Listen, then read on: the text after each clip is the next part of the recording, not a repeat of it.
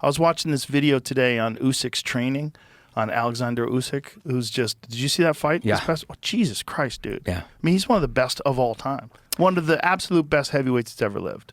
The thing that was remarkable about, and I agree, the thing that's remarkable about that fight is Dubois came out the first round and was aggressive. And I'm like, oh, right. Dubois is fucking dangerous. Is coming, dude. Mm-hmm. And he like, this is an opportunity and I'm not going to lose it. I'm like, and Usyk felt that. They said between rounds, he felt it. And he's like, okay, I can't let this guy get confidence. Yeah. So he stepped in the center of the ring and just started countering him and not giving up any more ground. Yeah, and cutting these angles. These, like, he just downloads what you're doing and starts adding in feints. And, you know, Joshua said that when he fought him, that at the last round he had never been more tired in his life. He just couldn't believe how tired Usyk makes you because he's constantly feinting and moving. So I watched this his training routine today. Jesus Christ, man. Like, no wonder he's in insane shape. He would swim sometimes for 5 hours a day. 5 hours of just laps in the pool. He starts his day at 4:30 in the morning. So 4:30 in the morning, he gets up, eats breakfast, and has his first training at 5. At 5, it's all conditioning. It's all like running, rowing, biking, takes a break, eats again, takes a little nap, back in the gym again like 2 hours, and then he's sparring, boxing, doing all that workout, then eats, takes a break, relaxes a little bit. Evening session is boxing. And evening session, he's sparring, he's hitting mitts, he's hitting the bag, gets up in the morning, he does it all over again.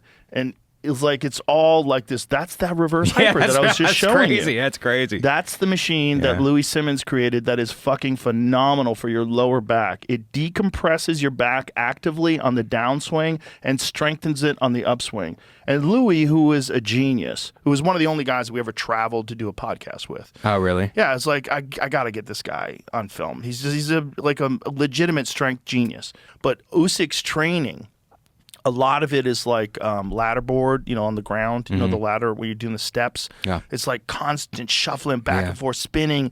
It's all these punches with medicine balls.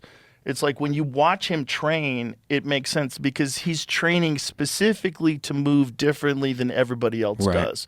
It's all these constant movements and switches and angles and strength. And, he's a legit heavyweight now. He's 227 for the Dubois fight. And, this is coming from a guy who was the undisputed cruiserweight champion.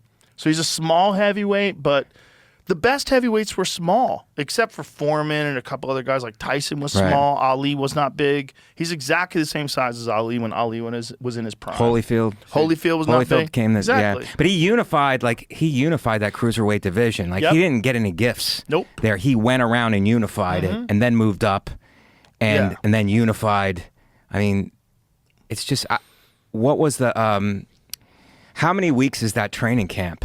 Oh, I don't know. I mean, it has to be 3 months plus. I mean, I would imagine the most difficult opponent for him is Tyson Fury because Tyson Fury's 6'9". He is an incredible boxer. He's one of the best boxers of all time, and regardless of any division.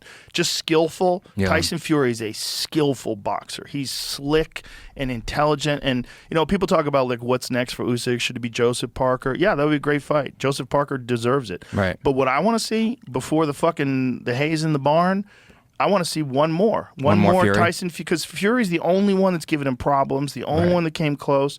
He hurt him to the body a bunch of times in his fight. He was lighting him up with a jab. Those fights were close. They were very close. They were close. I mean, Usyk almost stopped him in the first fight.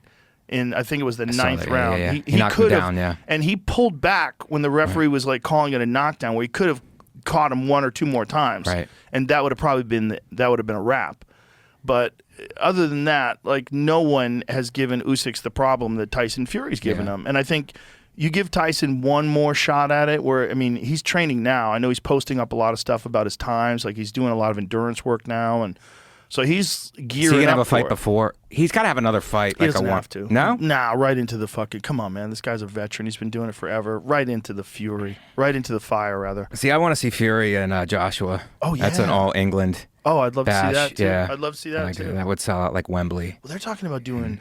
They were supposed to fight many times a long time ago. It kept, they were supposed to fight. They thought they were on and the money was never right or something. But now with like Turki Al-Sheikh in the mix, you know. Well, it would if they decided to do Parker versus Usyk, which is a great fight. Yeah. I think that would be the fight that they would have underneath. That would be amazing. Tyson and Joshua.